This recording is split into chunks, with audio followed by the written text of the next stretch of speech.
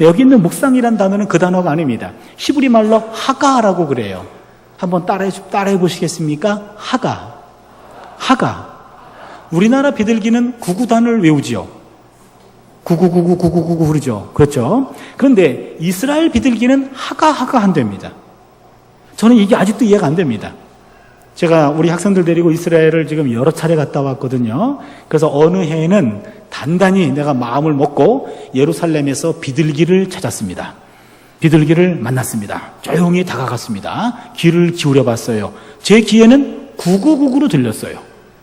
이스라엘 사람들한테 잠깐만 좀 시간 좀 내시겠습니까? 저 비둘기 소리를 좀 들어봐 주시겠습니까? 어떻게 들립니까? 하가로 들린대요. 아마 그들하고 우리들하고 무슨 발성법의 차이가 있는 건지 아무튼 내 귀에는 여전히 구구단으로 들리는데 이스라엘 사람들의 귀에는 비둘기가 계속해서 뭐라고 읊조리는 게 하가로 들린답니다. 그렇다면은 이 묵상하다라는 말은요, 비둘기가 계속해서 소리를 내듯이 이것은 나지막한 목소리로 읊조리다예요. 계속 읽습니다. 소리내서 읽습니다. 계속해서 읽습니다. 연구하다, 공부하다라는 뜻입니다. 여러분 잘 들으세요. 오직 야훼의 율법을 주야로 즐거워하며 그의 율법을 주야로 묵상한다라는 말은 소리내서 읽는다, 열심히 읽는다, 계속해서 읽는다, 공부하다, 연구하다입니다. 하나님의 말씀을 늘 가까이 하고 이 말씀을 공부해야, 말씀을 깊이 읽어야, 말씀에 붙들린 사람이 되어야 하나님이 주신 것을 누릴 수 있게 될 줄로 믿습니다.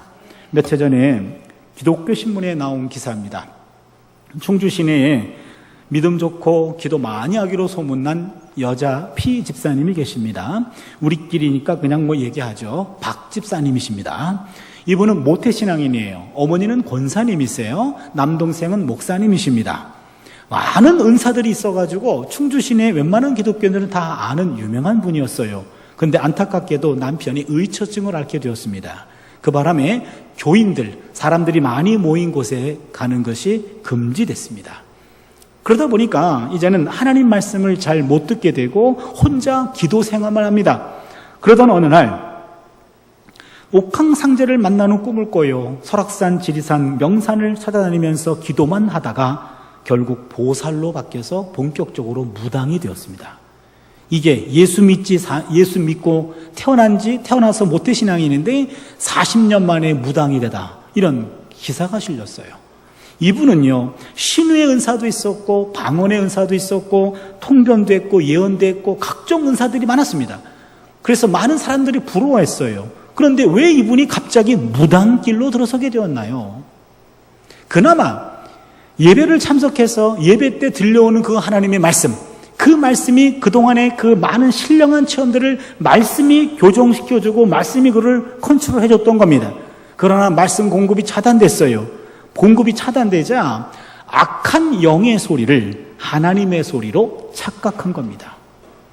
여러분, 우리가 수요 예배 드리고 금요 기도회하고 주일날 예배 드리고 그다음에 구역 예배 드리고 새벽 기도하고 이 모든 것들이 우리 말씀 앞에 나를 노출시키는 시간입니다.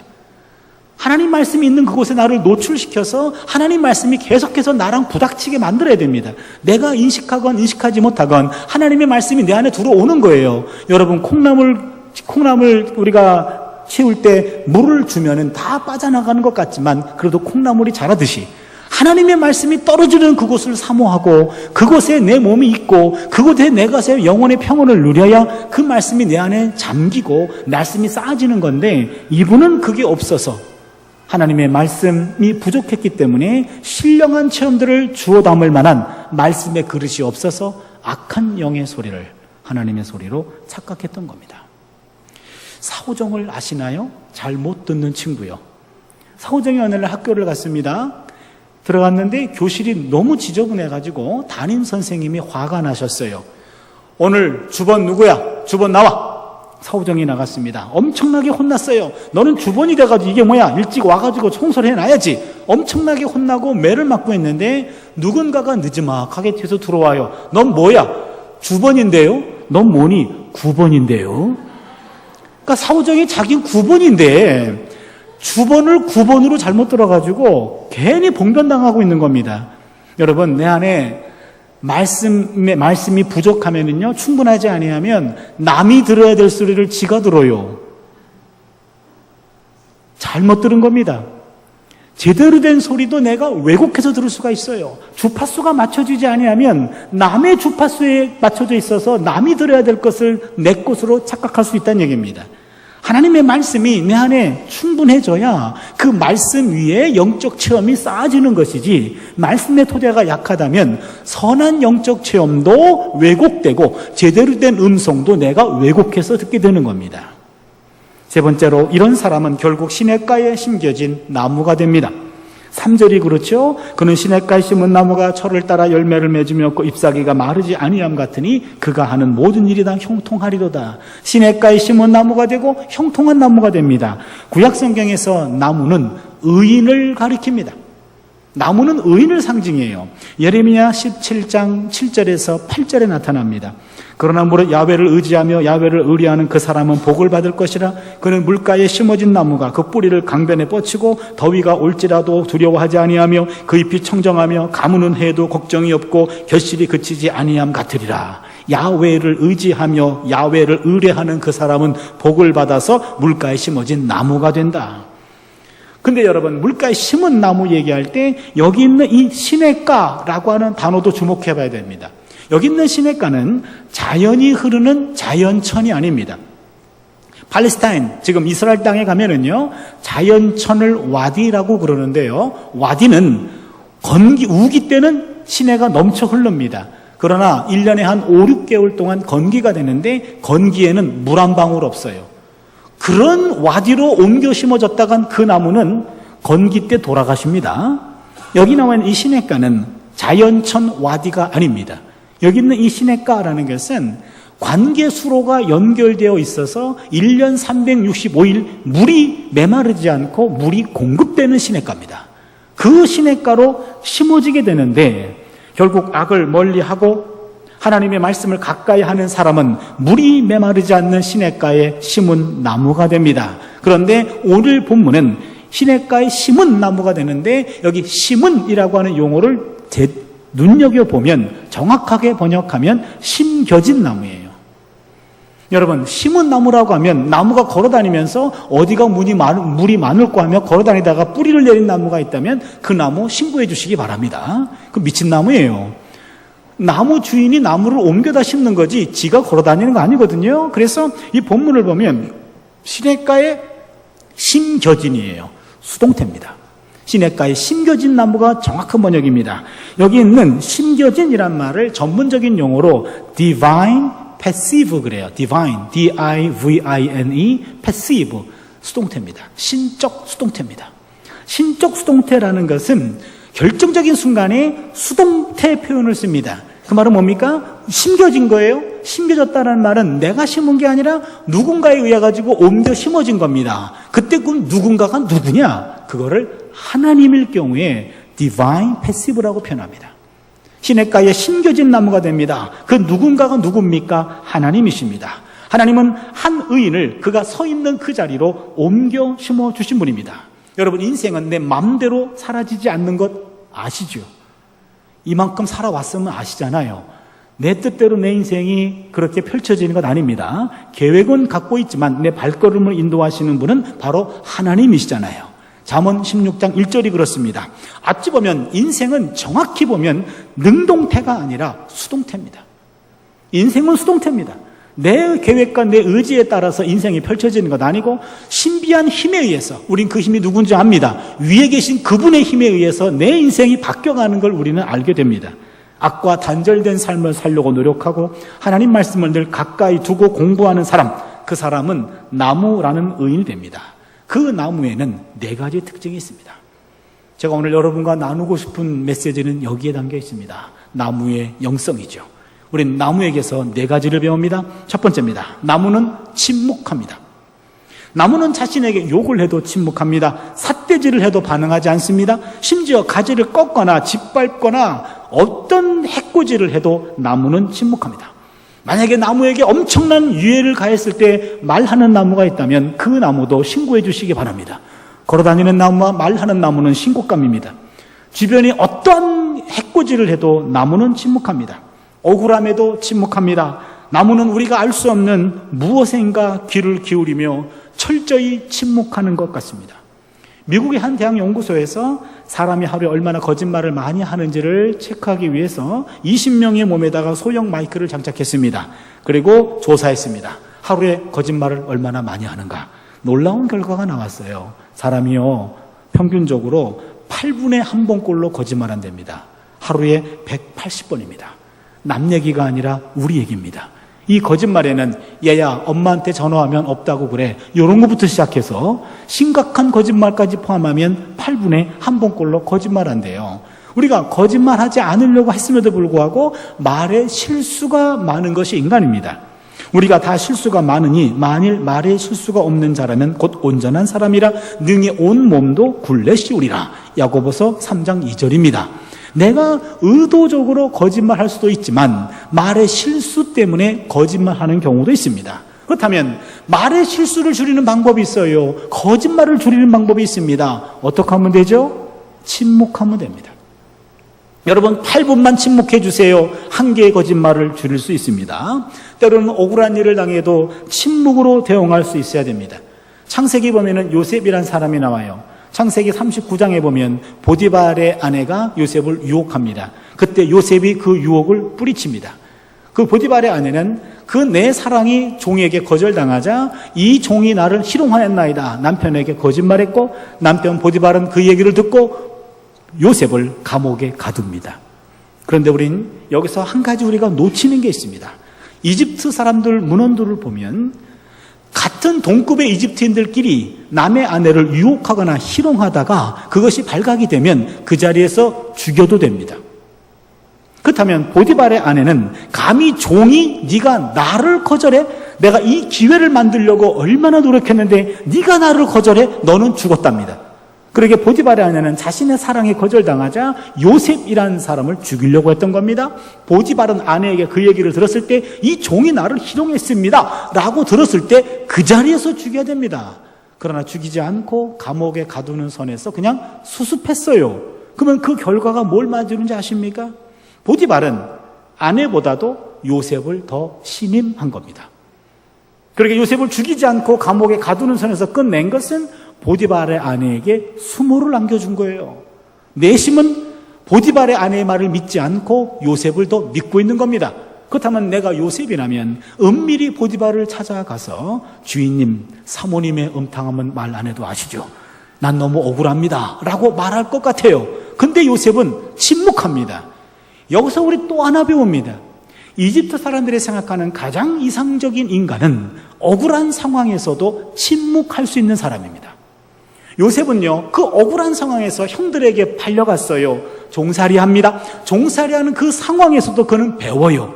거기서 공부합니다. 그걸 통해서 거기서 가정 총무가 됩니다. 거기서 경제를 배워요. 그리고 억울한 옥살이를 하는데 그가 들어간 옥이 정치범 수용소예요. 정치범 수용소에서도 그는 공부합니다. 거기서 정치를 배워요. 그러면서 그는 점점 더 이집트 사람들의 마음을 사는 겁니다. 바로 이집트인이 생각하는 가장 이상적인 인간, 억울한 상황에서도 침묵할 수 있는 사람이 바로 가장 이상적인 인간이었습니다. 요셉은요, 요셉의 이 침묵은 겁쟁이의 태도도 아닙니다. 비겁한 처사도 아닙니다. 잘못을 시인한 것도 아닙니다. 요셉은요, 철저히 침묵하고 있습니다. 왜 침묵합니까? 그 억울한 현장에 하나님이 내 옆에 있는 걸 그는 느꼈어요. 그렇다면 내 이 억울함을 보디발의 아내는 분명히 알아요. 나도 알아요. 그리고 보디발도 나를 내심 신임하고 있어요. 더 중요한 것은 그 유혹의 현장에 옆에 하나님이 계셨다라는 것을 요셉은 알아요. 그러면 하나님이 움직일 때까지 기다리는 겁니다. 내 억울함을 아시는 하나님이 내 삶 속에 개입할 때까지 기다리는 거예요. 인간들의 지나친 그리고 적극적인 개입이 오히려 이를 악화시키는 경우가 얼마나 많이 있습니까? 요셉의 이러한 침묵은 하나님의 개입을 기다리는 겁니다. 유혹의 현장에도 놓치지 않았던 그 하나님의 임재를 요셉은 끝까지 기다리는 거예요. 침묵하면서 하나님의 때를 기다리는 겁니다. 얼음 공장에서 톱밥 위에서 노동자가 일을 하다가 손목시계를 톱밥 속으로 떨어뜨렸습니다. 톱밥 속으로 들어갔어요. 그걸 찾으려고 여기저기를 마구 파헤쳐도 손목시계를 찾을 수가 없었습니다. 점심시간이 됐습니다. 식사하기 위해서 식사하러 갔어요. 식사 끝나고 왔더니 동네 꼬마 녀석이 그 손목시계를 손에 들고 있어요. 야, 너 그거 어떻게 찾았냐 그랬더니 꼬마가 하는 말이 그냥 톱밥 위에 가만히 앉아 있었더니 치컥, 저런 소리가 들렸다는 거예요. 치컥, 치컥, 치컥, 치컥 소리가 들리길래 손을 집어넣었더니 이게 나오던데요, 그런 거예요. 그러면 왜 그 주인은 그걸 못 찾았나요? 그 주인은요, 이거 어디 갔지 하면서 지 소리가 더 커서 그 손목시계 소리가 안 들렸던 거예요. 여러분, 진정으로 들어야 할 참소리는 침묵을 통하여 들려옵니다. 하나님의 임재 속으로 들어가는 패스워드는 침묵입니다. 침묵은 하나님께서 거하시는 성소입니다. 하나님께서는 모든 것들 가운데 계시지만 우리의 마음과 우리의 입술이 침묵하지 않는다면 우리는 결코 그분의 음성을 들을 수 없습니다. 그래서 성경의 한 지혜자는 하나님 앞에서 침묵하는 것을 권장합니다. 전도서 5장 1절과 2절입니다. 너는 하나님의 집에 들어갈 때에 내 발을 삼갈지어다. 가까이 하여 말씀을 듣는 것이 우매한 자들이 제물 드리는 것보다 나으니 그들은 악을 행하면서도 깨닫지 못함이니라. 너는 하나님 앞에서 함부로 입을 열지 말며 급한 마음으로 말을 내지 말라. 하나님은 하늘에 계시고 너는 땅에 있음이니라. 그런즉 마땅히 말을 적게 할 것임이니라. 가끔 제 어머니한테 학교 연구실에 있으면 이렇게 전화가 올 때가 있어요. 그럼 어머니가 전화하시면, 어머니 무슨 일이세요? 그러면은, 있잖아. 그러고 쫙 얘기하세요. 그래요? 어머니, 그리고 내가 뭔가 답변하려고 그러면 끊어요. 그러니까 본인 얘기만 다 하고 그냥 끊는 거예요. 그러면 주일날 교회 가가지고, 아니, 어머니 지난주 전화하셨잖아요. 했지. 근데 왜 어머니는 왜 어머니 얘기만 하고 끊냐고. 그러면, 나는 차 목사가 바쁠까봐 그렇지. 근데 아무리 바빠도 내 얘기를 들어야 될 것 아니에요. 그렇잖아요. 여러분, 전화를 했으면 소통하자고 전화한 거지. 본인 얘기만 다 해놓고 내가 뭘 얘기하려면 끊어버리면 안 되잖아요. 여러분, 기도도 여러분 그렇게 하고 있는 것 아세요? 기도 하나님과 소통하는 거죠. 우리가 이런 특별 집회 때는 함께 소리내서 통성기도 합니다. 그런데 여러분 평소 새벽 기도나 혼자 기도할 때 뭐라고 하나님께 막 기도했어요. 기도하고 난 다음에 이제 마지막에는 침묵 기도하는 시간이 좀 있어야 됩니다. 내가 한 5분, 10분 얘기했어요. 그럼 하나님이 들으시고, 그러니? 라고 뭔가 답변하시려고 그러면 예수님 이름으로 기도합니다. 자꾸 다 끊어요. 그럼 내가 할 말 있다니까, 내일 또 올게요. 그러고 간단 말이에요. 마치 우리 이런 기도하지 않습니까? 여러분, 기도하실 때 내가 하나님께 충분히 내 이야기를 알았다면 다음은 한 2, 3분이라도 예수님 이름으로 기도합니다. 라고 말하기 전에 하나님이 내게 어떤 응답을 하시는지 들을 수 있는 침묵의 시간들을 좀 확보할 수 있기를 바랍니다. 뭔가가 내 마음속에 뭔가 하나님의 응답이 어떤 감동으로 몰려올 수도 있고요. 성경 구절로 올 수도 있고요. 영상이 떠오를 수도 있고요. 어떤 특정한 단어가 툭 떨어질 수도 있고요. 하나님은 각종의 방식으로 우리에게 응답하십니다. 내가 침묵하지 않는다면 하나님의 소리가 들려지지 않습니다. 침묵해야 하나님의 음성을 들을 수 있습니다. 하나님의 때가 이를 때까지 여러분 침묵으로 인내할 수 있는 삶이 되시기를 바랍니다. 두 번째입니다. 나무는 성장합니다. 나무는 침묵하며 아무 일도 안 하는 것처럼 보여요. 그런데 여러분, 나무 바빠요. 나무는 뿌리를 깊이 내려서요, 양분과 수분을 찾아서 열심히 땅 파고 있습니다. 나무의 잎 바빠요. 낮에는요 계속해서 몸을 비틀면서 끊임없이 움직입니다. 위치를 바꿔냅니다. 햇빛의 움직임을 따라 한 뼘도 놓치지 않으려고 햇빛을 받아들입니다. 밤이 되면 나무 쉬나요? 안 쉬어요? 밤이 되면 대기 중에 있는 이산화탄소를 빠르게 흡수합니다. 그리고 산소를 뿜어냅니다. 일명 나무는요, 계속해서 뿌리에서 끌어올렸던 물과 낮에 받았던 햇빛과 밤에 끌어들이고 있는 이산화탄소를 섞으면서 탄소동화작용을 하고 있습니다. 나무는 밤낮으로 일하고 있습니다. 대지에서 영양분을 흡수하고요, 대기의 흐름과 햇빛과 운모와 바람을 받아들여서 성장합니다. 하잘것 없이 보이는 주변에 있는 모든 것들 속에서 내게 필요한 것들을 찾아내서 그 모든 것들을 하나도 놓치지 않고 흡수하며 나무는 분주하게 일하고 있습니다. 어찌 보면은 나무는 밤낮으로 바쁘기 때문에 웬만한 시시한 인간들이 와서 말 걸어도 아마 대꾸하지 않는지 모르겠어요. 난 지금 바쁘거든. 너랑 말할 틈이 없다. 생명체는 끊임없이 성장합니다. 누가복음 2장 52절을 보면 예수는 지혜와 키가 자라가며 하나님과 사람에게 더욱 사랑스러워 가시더라 그랬습니다. 지혜가 자랐죠? 지적 성장입니다. 키가 자랐죠? 신체적인 성장입니다. 하나님께 사랑스러워 갔죠? 신앙적인 성장입니다. 사람들에게 사랑스러워 갔죠? 사회적인 성장입니다. 예수님께서는요, 입체적으로 성장하셨어요. 보세요. 지적 성장, 신체적인 성장, 육체적인 성장, 신앙적인 성장, 사회적인 성장입니다. 골고루 성장해야, 어느 한쪽으로만 성장이 아닙니다. 골고루 균형 있게 성장해야 하나님과 사람들 앞에 사랑받을 수가 있는 겁니다.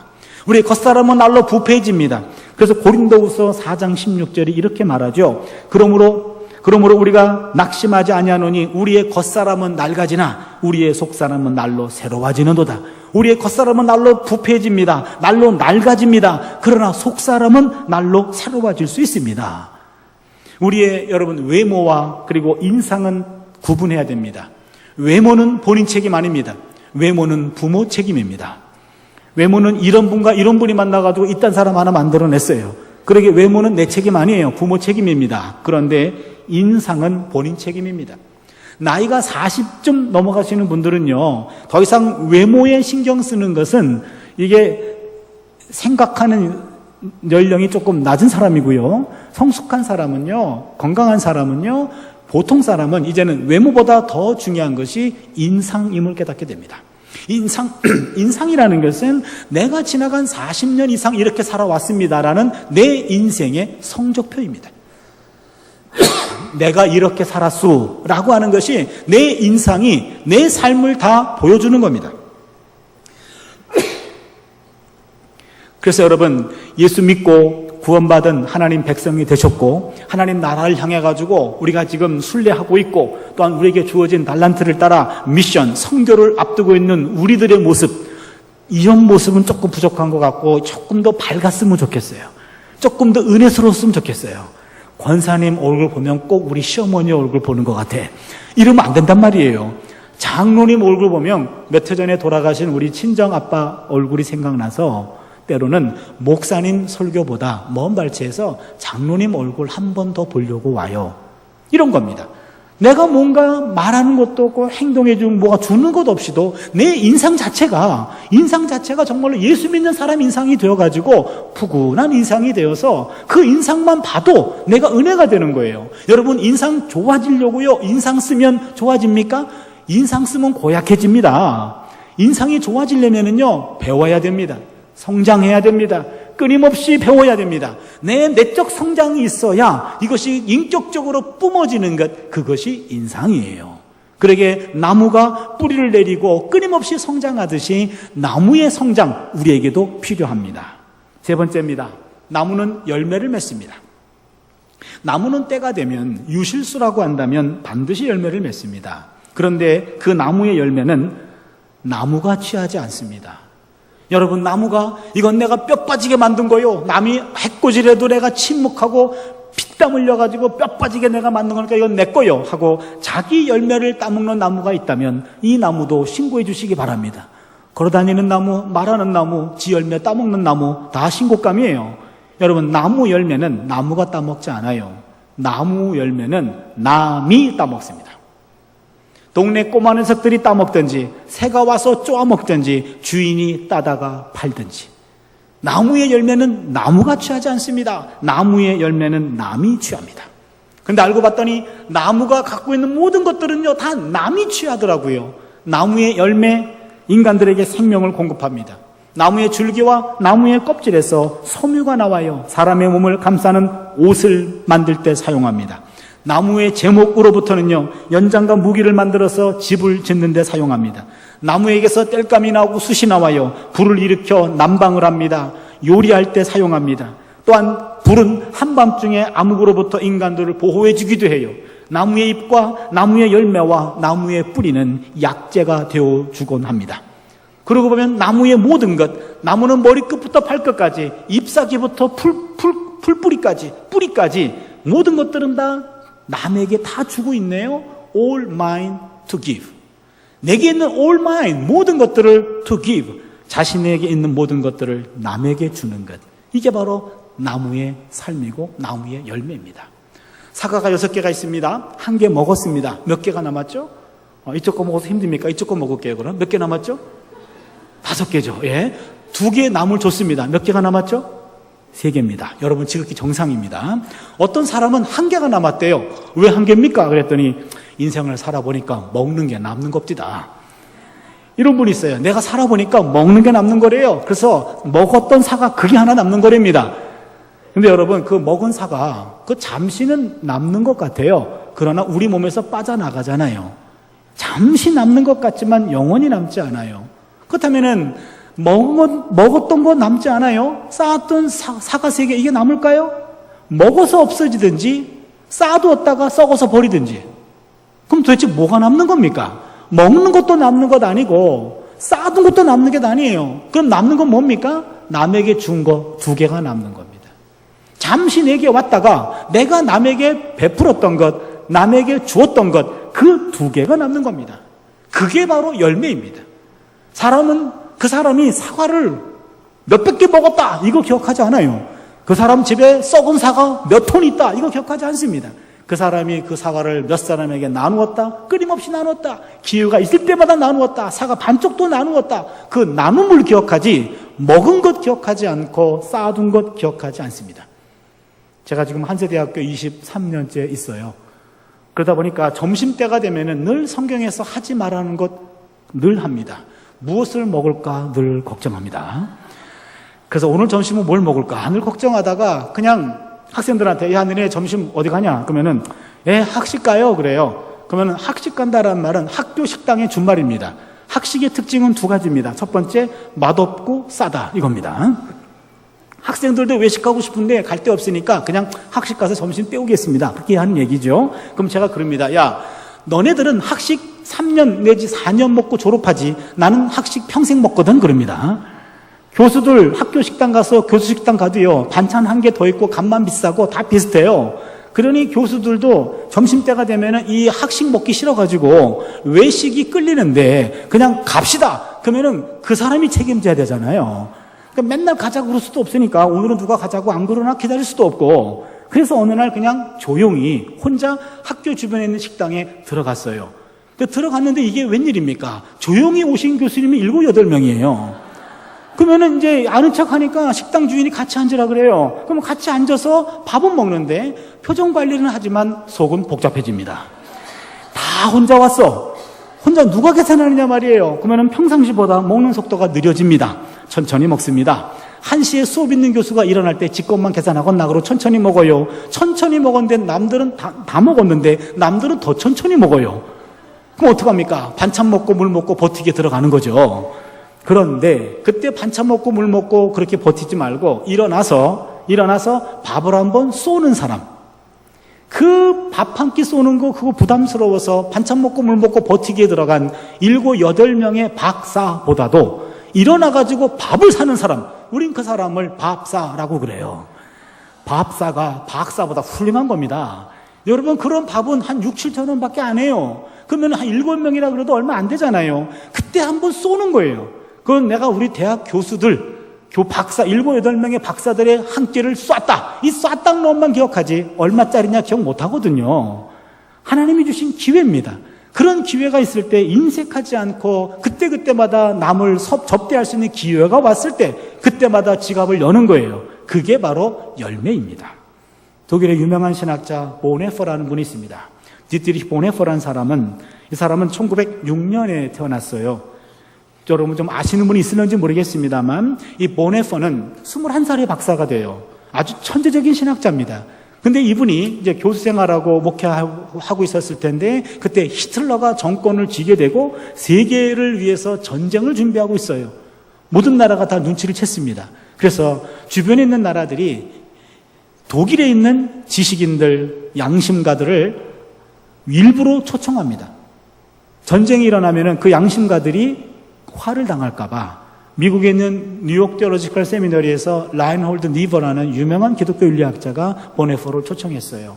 뉴욕에서 특강했습니다. 그리고 그를 붙잡았습니다. 당신 나라가 이제 곧 위험하다. 곧 전쟁을 일으킬 것 같다. 히틀러라는 그런 광적인 사람이 전쟁을 일으킬 것 같으니까 위험하니까 전쟁이 끝나고 난 다음에 당신 가라. 우리가 자리를 마련해 주겠다. 그때 보네포 목사님은 그러기 때문에 가야 됩니다. 그랬어요. 그러기 때문에. 만약에 전쟁이 일어나가지고 많은 사람들이 무고한 희생자들이 죽어나가고 그랬을 때 그때 나는 피신해 있다가 전후 복구할 때 들어간다면 내가 그들에게 무슨 면목이 있습니까? 보네포는 그래서 들어옵니다. 들어오고 보네포가 한 유명한 말이에요. 어떤 미친 사람이 달리는 버스 위로 뛰어 올라갔어요. 그리고 정상적인 운전기사를 밀쳐내고 자기가 운전대를 잡았습니다. 그리고 폭주를 합니다. 그 버스는요, 버스는 버스길만, 찻길만 다니는 게 아니라 횡단보도로 핸들을 틀어요. 그리고 인도로 올라가서 사람을 막 칩니다. 사람이 다쳐나갑니다. 죽어나갑니다. 그때 교회는 그때 다친 사람 병원에 입원했을 때 찾아가서 기도해주고 죽은 사람 장례식만 치러주는 게 교회냐? 무고한 희생자들이 계속 생겨나고 있다면 버스 위에 뛰어 올라가서 미친 운전자로부터 운전대를 뺏어야 되는 것 아니냐? 그 미친 운전자가 히틀러입니다. 그러게 보네포 목사님은 히틀러 암살단에 조직합니다. 거기에 가담합니다. 안타깝게도 발각이 돼요. 게슈타포에 의해가지고 끌려갔습니다. 그런 감옥살이 합니다. 감옥에 있으면서도 언제 형장에 이슬이 될지 모르는 그런 상황에서 담담하게 떨고 있는 그 독일 사람들, 그들을 이제 목회하셨어요. 기도해주고 부활절날 예배를 인도하고 성탄절 예배를 인도하면서 신방하며 말씀을 나누고 위로해줬어요. 그런데 1945년 히틀러가 자살하기 전에 한 달 이전에 바로 보네포 목사님을 처형했습니다. 그 바람에 39살의 나이에 하늘의 부름을 받게 되죠. 참으로 아까운 신학자인데 이분이 그 시대에 예수를 정의할 때 예수는 being for others, 타자를 위한 존재입니다. 그리 정의하셨어요. Jesus is being for others. 예수는 being for others. 타자를 위한 존재다. 무슨 말입니까? 예수는 이 땅에 섬기러 오신 분이고 예수는 철저히 다른 사람들을 위해서 존재하신 분이었다. 그게 유명한 기독론입니다. 그럼 교회는 어떤 것이냐? 예수를 메시아로, 예수를 우리의 주로, 예수를 우리 선생으로, 예수를 우리가 믿어야 될 롤 모델로 섬기는 성도들이 모임이 교회라고 한다면 교회는 타자를 위한 집단이 돼야 된다. 타자를 위한 집단입니다. 무슨 얘기입니까? 여러분, 교회라는 공동체는 세상의 그 어떤 공동체와도 다릅니다. 여러분, 세상의 많은 모임들은요, 회원들이 물질을 모아요, 시간을 모아요, 몸을 모아요. 거기서 모아진 재화를 가지고 회원들의 이익을 도모합니다. 그러나 교회는 그렇지 않습니다. 교회는 그 회원들이 물질을 모아요, 시간을 모아요, 몸을 모아요. 거기에서 모아진 재화를 가지고 아직 우리 공동체를, 예수를 모르는 사람들을 어떻게 섬길 것인가? 그거를 궁리하는 것이 교회 아닙니까? 바로 교회는 우리만을 위해 존재하지 않습니다. 교회는 타자를 위한 공동체입니다. 우리가 믿는 믿음의 주요 예수가 타자를 위한 존재였듯이 우리도 타자를 위해서 모이는 거예요. 우리가 이렇게 모여가지고 함께 말씀으로 은혜 받습니다. 여기서 맺어진 에너지를 가지고 우린 지금 성교의 동력으로 사용하려고 하는 것 아닙니까? 선교하고 구제하고 이 주역사에 우리 주변에 있는 사람들에게 예수의 정신을 나눠주고 복음을 나눠주고 그들의 삶에 피곤한 것들을 위로해주고 그들을 도와주는 것, 이것이 바로 교회가 하는 일이 아닙니까? 그게 열매입니다.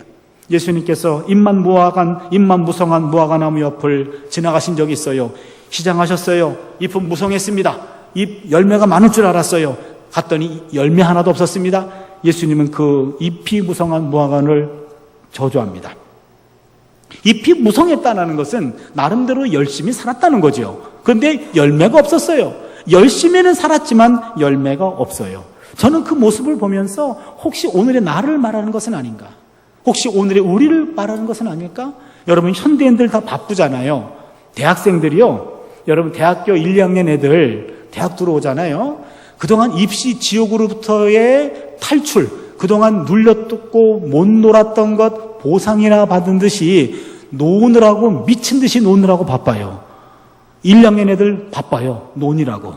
애들이 군대 갔다 옵니다. 3, 4학년 되면은요, 애들이 바뀌어요. 이제는 얘들이 미래를 위해서 준비하느라고 바빠요. 대학원을 준비하느라고 바쁘고, 취직시험 하느라고 바쁘고, 바빠요. 그럼 여학생들은 군대 안 갔다 와도요, 여학생들도 1, 2학년과 3, 4학년이 조금 구분돼요. 덩달아 지들도 바쁜 척 해가지고요, 1, 2학년하고 화장법이 3, 4학년하고 좀 달라요. 내가 딱 보면 너 1학년이지 딱 알 수 있어요. 그리고 너 3학년이지 딱 알 수 있습니다. 아무튼 1, 2학년 논이라 바빠. 3, 4학년 미래를 준비하느라고 바빠요. 우리나라 중딩, 고딩 입시 때문에 바빠요. 우리나라 초딩 학원 다니느라고 바빠요. 우리나라 원딩 유치원 다니느라고 바빠요. 그러니 할아버지 할머니 덩달아 바빠요. 모든 세대가 다 바빠요. 그러기에 모든 세대가 다 열심히 살아요. 잎은 무성합니다. 그런데 거기에 예수님이 찾는 열매가 없다면 잎만 무성한 무화과나무, 저주받은 인생이 아닐까요? 남에게 나누고 베푼 열매가 없다면 잎만 무성한 저주받은 무화과나무밖에 될 수 없습니다. 인생은 쌓아둔 것이 아니라 남에게 베푼 열매, 그걸로 평가가 됩니다. 마지막 네 번째입니다. 나무는 그늘이 되어줍니다. 나무는 한여름 떼약볕을 피하는 그늘이 되고 안식처가 됩니다. 뜻밖의 소나기를 만난 사람 잠시 쉬어갈 수 있는 쉼터가 되어집니다. 구약 성경에 보면은요, 가장 지혜로운 왕 하면 여러분 솔로몬이라고 알고 있죠. 그 솔로몬 왕이 하나님께 1000번제를 드리는 게 열왕기상 3장에 나옵니다. 기본 산당에서 1000번제를 드립니다. 여러분, 솔로몬이 1000번제 드린 것은 1000번제라는 거 아십니까? 번제, 태울 번자입니다. 1000마리 완샷 태워드린 겁니다. 오늘날 교회에 1000번제 헌금하는 교회가 있어요. 그거는 1000번제가 되죠. 그것은 1000마리 한꺼번에 드리면 부담이 되니까 하루에 한 마리씩 나누어 드리세요. 목회적 차원에서 성도들을 배려해서 새롭게 해석한 거고, 바쁘신 솔로몬 씨께서는 기본 산당 한 번 가서 완샷 1000마리 다 태워드렸습니다. 하나님이 기뻐 받으셨어요. 내가 내게 뭘 해주기를 원하느냐? 솔로몬이 뭘 원했죠? 지혜. 예, 여러분 지혜라고 알고 계시는데 지혜는 옛날 성경입니다. 여러분 개역 개정 성경 왕상 3장 9절을 보면 듣는 마음이라고 나옵니다. 옛날에는 듣는 지혜로 번역했어요. 정확한 번역은 듣는 마음입니다. 사람들의 마음을 잘 들어주는 왕이 되게 해주십시오. 넌 어떤 왕이 되기를 원하느냐? 내게 권력이 주어지면 이 권력 가지고 나라를 부강하게 하고 이 나라를 강하게 하고 경제적으로 이렇게 세우고, 그거 아닙니다. 넌 어떤 왕이 되기를 원하느냐? 백성들의 마음을 읽을 줄 아는 왕이 되기를 원합니다. 그게 정답이었어요. 오늘날 말로 이야기하면 경청입니다. 남의 이야기를 잘 들어주는 겁니다. 세상은 자기 마음을 있는 그대로 관심 갖고 들어줄 사람을 찾습니다. 누군가가 내 목소리를 경청해주고 들어주고 공감해주고 나의 존재를 인정해주고 내 가치를 알아주는 것을 원합니다. 그래서 성경은 듣기 전에 말하는 것은 어리석은 것이다라고 잠언 18장 13절에서 말합니다. 지식은 말하려 하지만 지혜는 들으려고 합니다. 여러분, 말이 멋있지 않나요? 지식은 말하려 하지만 지혜는 들으려고 합니다. 이 멋있는 말은 제 말이 아닌 것도 아시겠죠? 제가 어떤 책을 읽다가 이 글귀를 발견했어요. 지식은 말하려 하지만 지혜는 들으려고 합니다. 워런 버핏이라는 미국의 유명한 투자회사 회장님 계십니다. 세계 1, 2위 갑부에 해당하는 분입니다. 많은 도네이션을 하신 분이에요. 이분한테 어느 기자가 와서 버핏 회장님, 인생의 성공을 어떻게 정의하십니까? 기자가 기대하는 대답은 인생의 성공이란 열심히 일해가지고 돈 많이 벌고 그 돈 가지고 선한 일에 많이 쓰는 것이 인생의 성공입니다. 이렇게 말할 줄 알았어요. 이 버핏 회장의 대답은 뜻밖이었습니다. 인생의 성공이란 나이가 들면 들수록 내 주변에 젊은이들이 많아지는 것이 성공입니다. 뭐가 좀 느껴지는 게 있습니까? 인생의 성공이란 나이가 들면 들수록 내 주변에 젊은 사람들이 많아지는 거예요.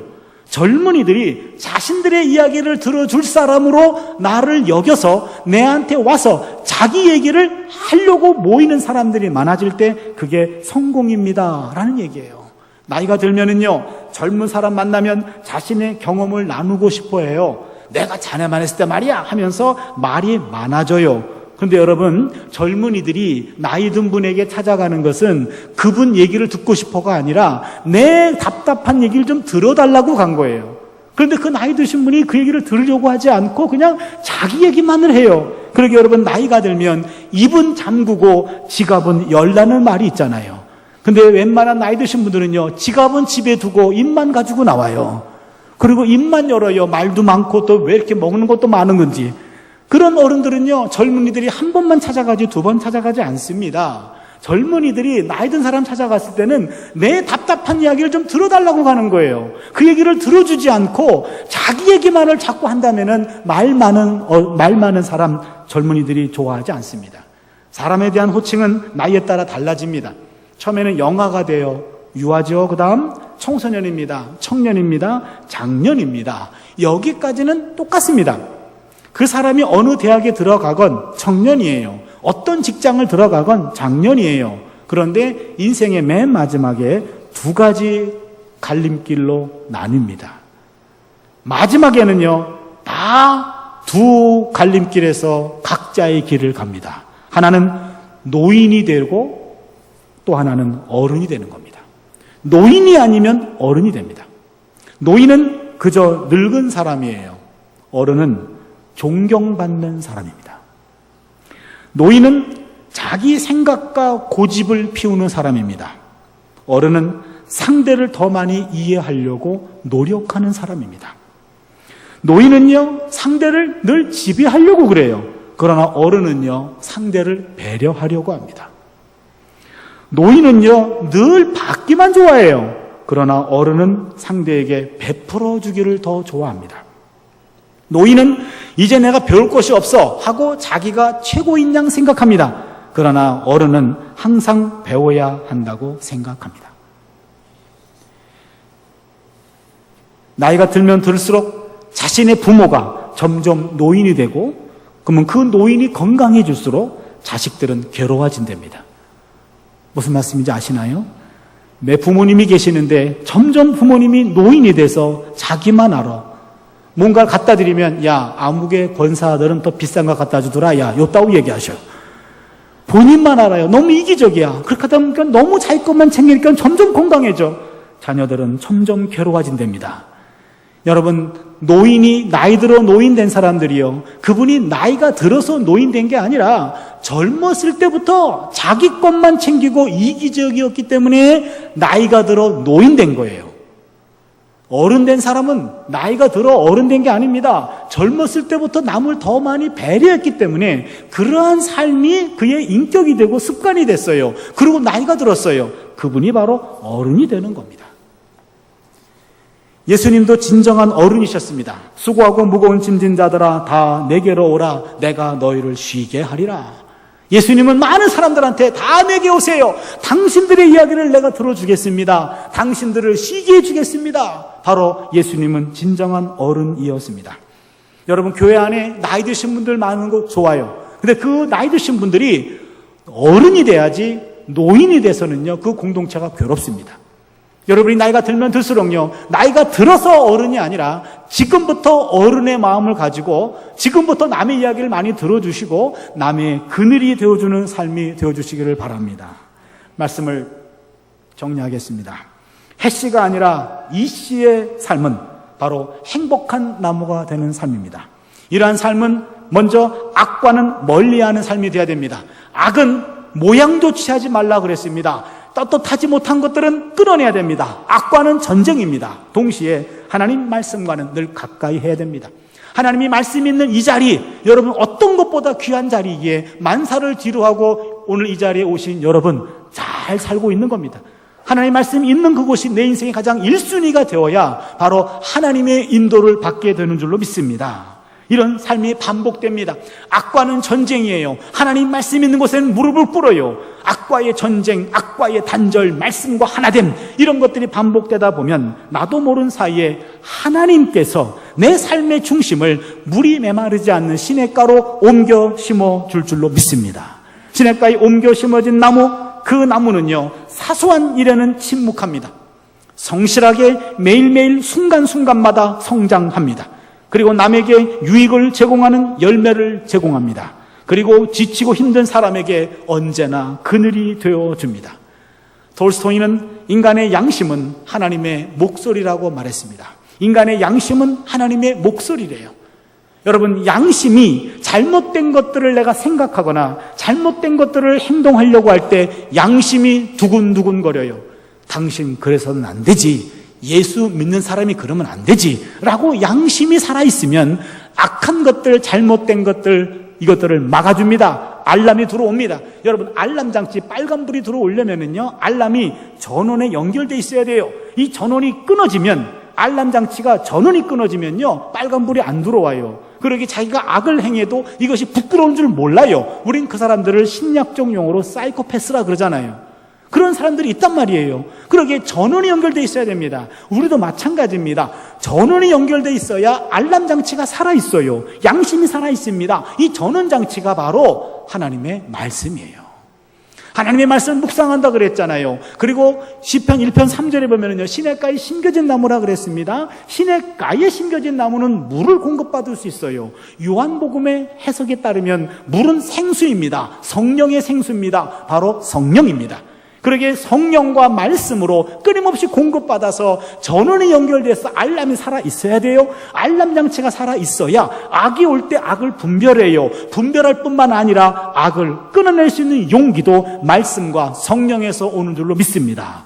말씀과 성령으로 늘 공급받고 악과는 단절하는 삶이 반복될 때 나도 모르는 사이에 하나님이 나를 나무로 삼으시고 시냇가로 옮겨 심어주는 줄로 믿습니다. 우리는 그곳에서 침묵합니다. 그리고 성장합니다. 열매를 맺습니다. 나무, 그리고 그늘이 되어집니다. 여러분, 우리 모두 나무 앞에서 부끄럽지 않는 나무의 영성을 키워갈 수 있기를 바랍니다.